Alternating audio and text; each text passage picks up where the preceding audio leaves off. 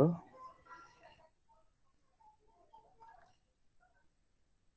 मोक्ष मार्गस्य नेतारम् भेतारम् कर्मभूभृताम् ज्ञातारम् विश्वतत्त्वानाम् वन्दे तद्गुणलब्धये वन्दे तद्गुणलब्धये।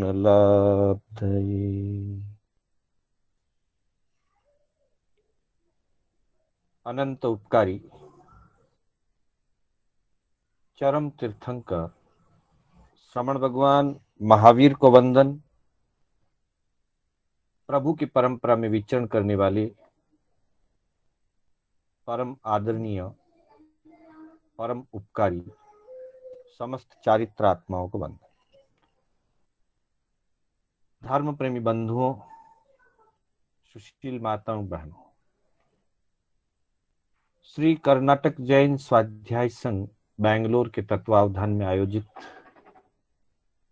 जिन वाणी सार की आज 64वीं कक्षा है, मैं आप सभी का हार्दिक स्वागत एवं अभिनंदन करता हूं। बंधुओं, हमारी कक्षा विभिन्न आगमों के सूत्रों से, गाथाओं से और टीका आदि ग्रंथों के माध्यम से तीर्थंकर भगवंतों के द्वारा बताए गए सिद्धांत, धर्म आचरण की विधि, ज्ञान दर्शन, चारित्र और तप की आराधना के संबंध में विभिन्न प्रकार के जो दिशा निर्देश प्रभु ने प्रदान किए हैं, उनका परिचय प्राप्त करते हुए श्रद्धा पूर्वक हम अपने जीवन में आचरण कर सकें, इस प्रकार के विषयों का हम प्रतिदिन परिचय प्राप्त कर रहे हैं। इस कड़ी में हम सम्यक तप आराधना की चर्चा करते हुए तप का क्या लक्षण है, इसकी चर्चा हमने कल की कक्षा में की थी। आज हम तप आराधना के माध्यम से प्राप्त होने वाली कुछ लब्धियों की, जो मुख्य लब्धियां आगम में बताई गई है, उन लब्धियों की थोड़ी सी चर्चा करेंगे। साथ ही लब्धि प्राप्त होने में क्या मूल कारण है और लब्धि किसको कहते हैं, इसका स्वरूप समझने का प्रयास करेंगे। तो बंधुओं, भगवती सूत्र के अंतर्गत 8वें शतक के दूसरे उद्देश्यक में लब्धि के संबंध में प्रभु महावीर ने परूपणा की है। उसी की टीका के अंदर, भगवती सूत्र की वृत्ति कहें, टीका कहें, एक ही बात है, उस टीका में लब्धि प्राप्त होने का और लब्धि किसको कहते हैं, इसका एक परिचय दिया है। टीकाकार फरमाते हैं, आत्मनो ज्ञानादि गुणानाम तत्कर्म सयादितो लाभः। अर्थात आत्मा के ज्ञानादि जो गुण हैं, उन गुणों के क्षय होने से, उन गुणों पर जो कर्म है, उन गुणों को बाधित करने वाले जो कर्म हैं, उन कर्मों के क्षय होने से तत्कर्म क्षयादितो लाभ क्षय होने से अथवा सयोपशम या उपशम, चाहे कर्म का क्षय हो, सयोपशम हो या उपशम हो, क्योंकि कर्मों के क्षय, उपशम या सयोपशम से ही ज्ञान आदि गुणों की प्राप्ति होती है। कर्म क्षय के बिना अथवा कर्मों को हल्का किए बिना, उसके प्रभाव को घटाए बिना, उसके प्रभाव को मंद या शांत, उपशांत किए बिना किसी भी गुण की प्राप्ति नहीं हो सकती है। इसलिए भगवती सूत्र में जो सूत्र दिया है, उस सूत्र की टीका करते हुए ये बात कही गई कि आत्मनो ज्ञानादि गुणानाम तत्कर्म क्षयादितो लाभ। लाभ जो भी होगा, गुणों का जो लाभ होगा, वो उस कर्म के क्षय, उपशम या क्षयोपशम से होगा। सामान्य व्यवहार में लब्धि को चमत्कार की संज्ञा दे दी जाती है। लब्धि चमत्कार नहीं है। लब्धि आत्म गुण है। कर्मों के आवरण के कारण वे गुण ढके हुए हैं। कर्मों के आवरण के कारण से वो गुण प्रकट नहीं हुए हैं। जैसे ही साधक साधना करता है, साधक की साधना से वे गुण क्षय होते हैं, कर्म क्षय होते हैं, और कर्मों के क्षय से वे गुण प्रकट होते हैं। पूर्ण रूपेण क्षय हो जाए उसको आवरण करने वाले कर्म, तो उत्कृष्ट रूप में उत्कृष्ट लब्धि प्राप्त होती है। जब तक पूर्ण रूप से कर्म का क्षय नहीं हो, वहां तक सयोपशम होने से, अर्थात कर्म के प्रभाव हल्का होने से, कुछ अंशों में उस गुण की प्राप्ति होती है, जिसे आगम की भाषा में लब्धि कहा जाता है, और सामान्य भाषा में हम समझें तो उसको प्राप्ति कहा जाता है। अर्थात आत्म गुणों का प्राप्त होना। कैसे प्राप्त होते हैं, तो प्रवचन सारोद्धार के अंदर बताया गया है कि परिणाम तव वशेन इमाइम हुंती लद्धियो। परिणाम जब निर्मल हो, तप रूप परिणाम हो, शुभ परिणाम हो, अर्थात आत्मा के परिणाम, जीव के परिणाम, अंतर मन के परिणाम, तप आदि आराधना के निमित्त से निर्मल और शुभ बने, संयम का आचरण बने, तप की आराधना बने, तब लब्धि की प्राप्ति होती है। अतः लब्धि कोई चमत्कार नहीं है, लब्धि कोई आडंबर नहीं है, लब्धि और कुछ नहीं है।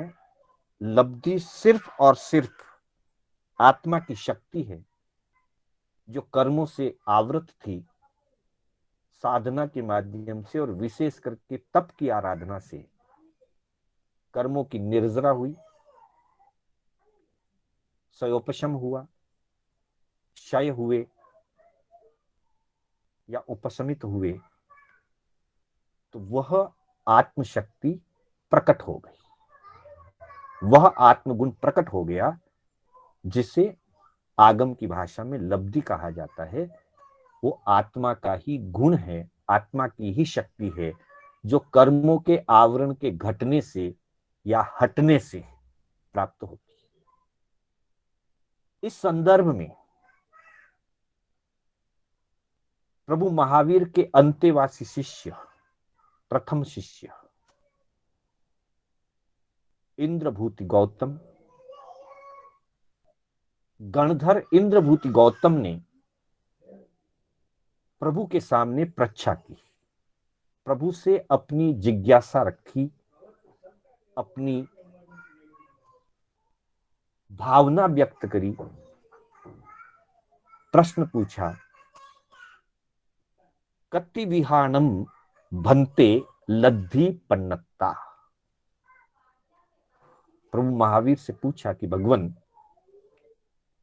लब्धियां कितने प्रकार की होती है? कति विहानम बनते लब्धि पन्नता, लब्धि कितने प्रकार की बताई गई है, लब्धि कितने प्रकार की होती है?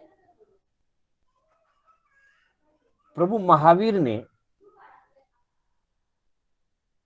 गणधर गौतम को संबोधित करते हुए सभी श्रोताओं के लिए, उपस्थित सभी साधु साध्वी, श्रावक श्राविका और अन्य जो भी उस समय वहां उपस्थित थे, संबोधित गौतम को किया, क्योंकि प्रश्न गौतम स्वामी ने पूछा था।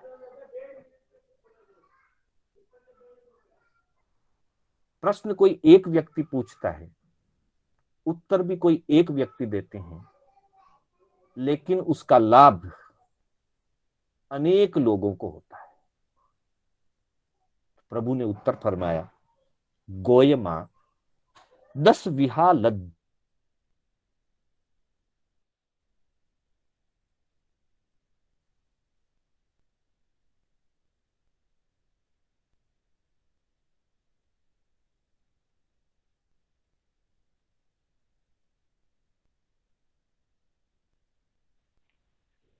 तंजा, नाण लद्धी, दंसन लद्धी, चरित लद्धी, चरिता चरित लद्धी, दान लद्धी, लाभ लद्धी, भोग लद्धी, उपभोग लद्धी, वीर्य लद्धी, इंद्रिय लद्धी। भगवती सूत्र के अंतर्गत 8वें उद्देश्य के दूसरे शतक का ये 82वां सूत्र है।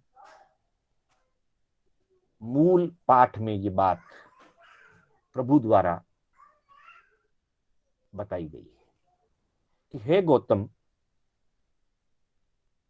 लब्धि 10 प्रकार की कही गई है। वो इस प्रकार है: ज्ञान लब्धि, दर्शन लब्धि, चारित्र लब्धि, चारित्राचारित्र लब्धि, दान लब्धि, लाभ लब्धि, भोग लब्धि, उपभोग लब्धि, वीर्य लब्धि और इंद्रिय लब्धि। अर्थात ज्ञानावरण आदि कर्मों के काटने से, ज्ञानावरण, दर्शनावरण, मोहनीय और अंतराय, क्योंकि लब्धि आत्म गुणों को कहा है, और आत्म गुणों का जो घात करने वाले हैं वो मुख्य रूप से 4 घाती कर्म है। अघाती कर्मों का मुख्य प्रभाव, सीधा प्रभाव आत्म गुणों पर नहीं है।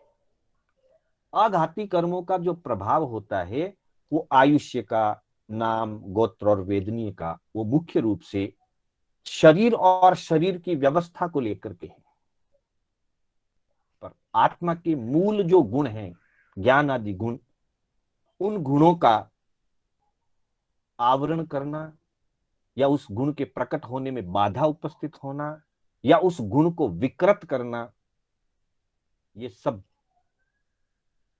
घाती कर्मों का प्रभाव है। ज्ञानावरणीय और दर्शनावरणीय कर्म आत्मा के ज्ञान और दर्शन गुण को आवृत करते हैं, ढक देते हैं, प्रकट होने में रुकावट आती है, पर आवरण हो गया, इसलिए ज्ञानावरणीय दर्शनावरणीय। मोहनीय कर्म जो है वो मोहित करता है, वो विकृति उत्पन्न करता है, जिससे हमारी विचारधारा, हमारा सोच, हमारा चिंतन विकृत हो जाता है, साथ ही हमारा आचरण भी विकृत हो जाता है। इसलिए मोहनीय कर्म को दो भागों में बांटा गया है, दर्शन मोहनीय और चारित्र मोहनीय। दर्शन मोहनीय से विचारधारा विकृत होती है, चिंतन विकृत होता है, और चारित्र मोहनीय से आचार पक्ष विकृत होता है, अर्थात आचार पक्ष में, चारित्र मार्ग में, संयम मार्ग में कदम नहीं बढ़ाया जा सकता। और अंतराय कर्म जो है वो विघ्न उपस्थित करता है, जैसे कि नाम ही अंतराय है, बाधा डालने वाला, तो वो बाधक कर्म है। इस तरह से इन चार घाती कर्मों के निमित्त से, इन चार घाती कर्मों के उदय के कारण आत्म शक्तियां, आत्म गुण, या जिसे लब्धि कहा गया है, वे आवृत होते हैं, रुक जाते हैं, ढक जाते हैं, विकृत हो जाते हैं, बाधित हो जाते हैं। जितना जितना स्वयोपशम होता है, कर्म हल्के होते हैं, उतने उतने अंशों में वे गुण प्रकट होते हैं। तो कहा कि पहली बात, उन गुणों को प्रकट करने के लिए मूल पुरुषार्थ है संयम और तप का, शुभ भावों का। शुभ भावों के साथ संयम और तप का जो आचरण होता है, उसके निमित्त से वो लब्धियां प्रकट होती है, गुण प्रकट होते हैं। तो सबसे पहली कही ज्ञान लब्धि, अर्थात ज्ञानावरणीय कर्म के क्षयोपशम से जीव को मति ज्ञान, सुत ज्ञान जो प्राप्त होता है, अवधि ज्ञान प्राप्त हो सकता है, मन प्रयोग ज्ञान भी प्राप्त हो सकता है। ये चार ज्ञान ज्ञानावरणीय कर्म के क्षय का मतलब, जैसे जैसे क्षय हो जाता है, वैसे वैसे वो गुण बढ़ते जाते हैं। जितना जितना स्वयोपशम, उतने उतने मतिसुत आदि चार ज्ञान प्रकट होते जाते हैं। संपूर्ण रूप से जब ज्ञानावरणीय का क्षय हो जाता है, तो केवल ज्ञान की प्राप्ति होती है। दूसरा बताया दर्शन लब्धि। यहां दर्शन लब्धि का अर्थ सामान्य जो उपयोग है ज्ञान और दर्शन, उससे यहां अर्थ नहीं है। यहां दर्शन का अर्थ सम्यक दर्शन से। जीव अनादिकाल से मिथ्या दर्शन युक्त होता है, जब पुरुषार्थ करता है, संयम और तप का आराधन करता है, कर्मों की निर्जरा करता है, आगे बढ़ते हुए उसे सम्यक दर्शन की प्राप्ति होती है।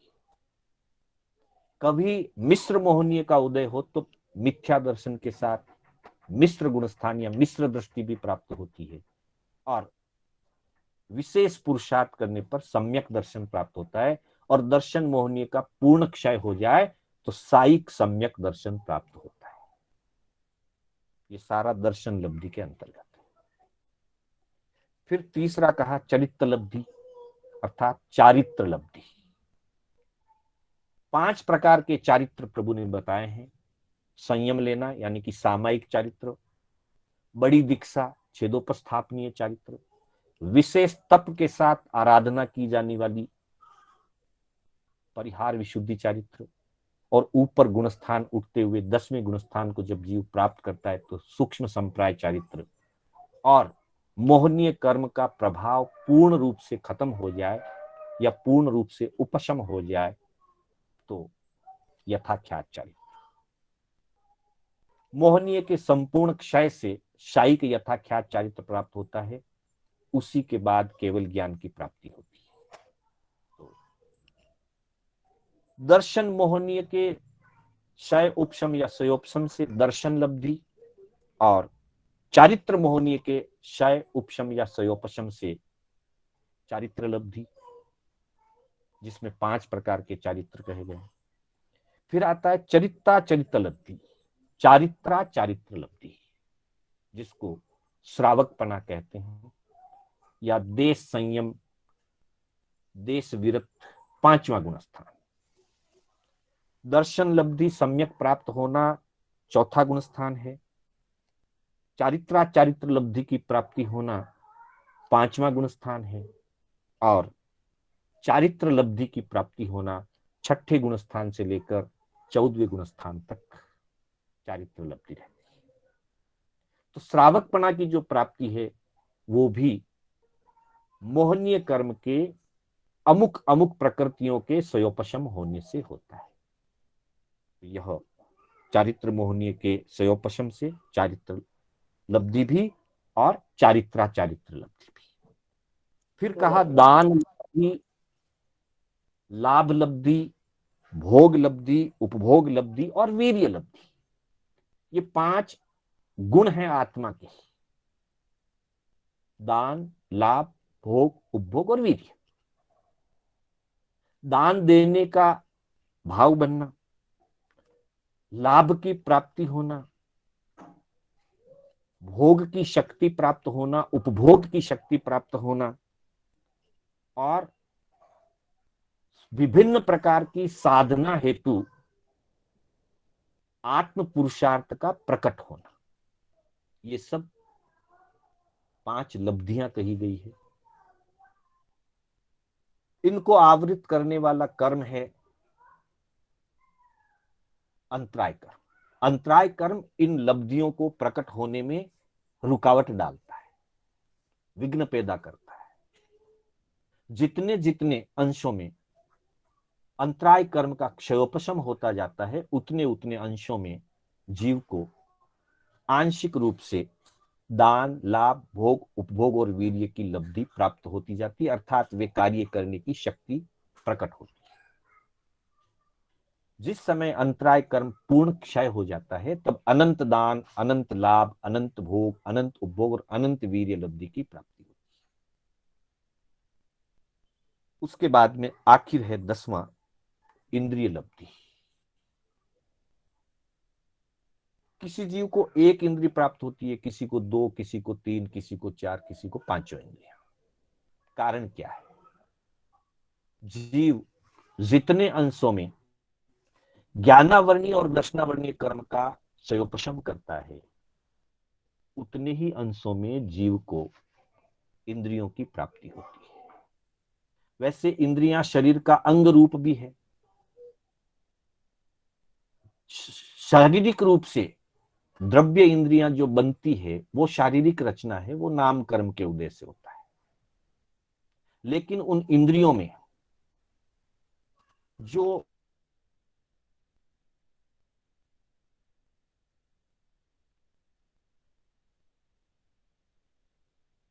वर्णीय कर्म के क्षयोपशम से प्राप्त होती है। जब ज्ञानावर्णी दर्शनावर्णी कर्म का क्षयोपशम होता है, तभी जीव विषय को जान पाता है, वरना कान है, सुन करके नहीं समझ पाएगा या सुन नहीं पाएगा। इसीलिए देखिए, ज्ञानावर्णीय कर्म के जो फल बताए हैं वो 10 बताए हैं कि 5 इंद्रियों का आवरण और 5 इंद्रियों से होने वाले विज्ञान का आवरण। अर्थात 5 इंद्रियों का आवरण का मतलब पंचेंद्रिय से जीव चौरेंद्रिय बन जाएगा, तेरेंद्रिय बन जाएगा। ज्ञानावर्णीय बढ़ता जाएगा तो इंद्रियां घटती जाएगी, ज्ञानावर्णीय घटता जाएगा तो इंद्रियां बढ़ती जाएगी। जीव एकेंद्रिय से बेंद्रिय बनेगा, तेंद्रिय बनेगा, चौरेंद्रिय बनेगा, पंचेंद्रिय बनेगा। और ज्ञानावर्णीय का जितना क्षयोपशम अधिक होगा, आवरण घटेगा, उतना ही जीव को शीघ्रता से अपने विषय का बोध मिलेगा, स्पष्टता से बोध मिलेगा। तो ये 5 इंद्रियों की प्राप्ति होना वो भी एक प्रकार की लब्धि है। अर्थात उन इंद्रियों के द्वारा उन विषयों का जो बोध होता है, उस बोध की दृष्टि से इसको इंद्रिय लब्धि कहा गया है। वैसे भी इंद्रिय के 4 भेद बताए हैं, द्रव्य इंद्रिय के 2 भेद और भाव इंद्रिय के 2 भेद। भाव इंद्रिय में लब्धि और उपयोग जो कहा है, तो वहां इस दृष्टि से इसको इंद्रिय लब्धि कहा गया है।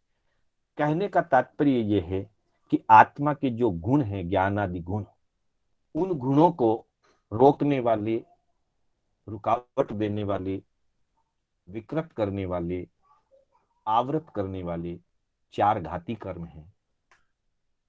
जीव के द्वारा शुभ परिणाम के साथ संयम और तप की आराधना से उन कर्मों का भार हल्का होता जाता है, उन कर्मों का आवरण घटता जाता है, सयोपशम बढ़ता जाता है। तब जीव को जो जो आत्मशक्तियां प्रकट होती है, उन आत्मशक्तियों को लब्धि कहा जाता है। ये लब्धियां और कुछ नहीं, आत्मगुण है। ये कोई चमत्कार नहीं है, ये मुख्य लब्धियां हैं 10 जो कही है। इसके अतिरिक्त अंतर्गत इनके अनेक प्रकार की अन्य अन्य लब्धियां भी साधक को प्राप्त होती हैं। 28 लब्धियों का भी वर्णन आता है, और भी छोटी बड़ी अनेक लब्धियां होती है, पर वो सारी लब्धियां कर्मों के घटने से और आत्मगुणों के बढ़ने से होती है। वो आत्मगुण ही है, वो ना तो आडंबर है और ना कोई चमत्कार। तो बंधुओं, हमारे ज्ञान आदि गुण बढ़ते जाएं और कर्मों का आवरण घटता जाए, इसी भावना के साथ मैं अपने शब्दों को विराम देना चाहूंगा। मेरे बोलने में कोई स्खलना हुई हो अथवा जिनाज्ञा विपरीत कथन हुआ हो, तो उसके लिए बारंबार मिच्छामि दुक्कडम। मंगल पाठ के साथ हमारी कक्षा विराम लेगी। गुरुदेव की आज्ञा से, बड़े श्रावकों की आज्ञा से, चत्तारि मंगलम अरिहंता मंगलम सिद्धा मंगलम साहू मंगलम केवली पन्नतो धम्मो मंगलम। चत्तारि लोगुत्तमा अरिहंता लोगुत्तमा सिद्धा लोगुत्तमा साहू लोगुत्तमा केवली पन्नतो धम्मो लोगुत्तमो। चत्तारि शरणं पवज्जामि अरिहन्ते शरणं पवज्जामि सिद्धे शरणं पवज्जामि साहू शरणं पवज्जामि केवली पनक्तम धम्मम शरणम पवज्जामि। अरिहंतों का शरणा, सिद्धों का शरणा, साधु जी का शरणा, केवली पुरपित दया धर्म का शरणा। 4 शरणा दुर्गति हरना और न शरणा कोई, जो भव्य प्राणी आदरे तो अक्षय अमर पद हो। श्रवण भगवान महावीर स्वामी की जय, समस्त चारित्रात्माओं की जय। आप सभी से सादर जय जिनेन्द्र, सभी का हार्दिक आभार, हार्दिक अभिनंदन, सादर जय जिनेन्द्र। सादर जय जिनेन्द्र। जय जय मास्टर जी। जय जिनेन्द्र। सभी से साथ जय जिनेन्द्र मास्टर। जय जिनेन्द्र। जय जिनेन्द्र। सभी जना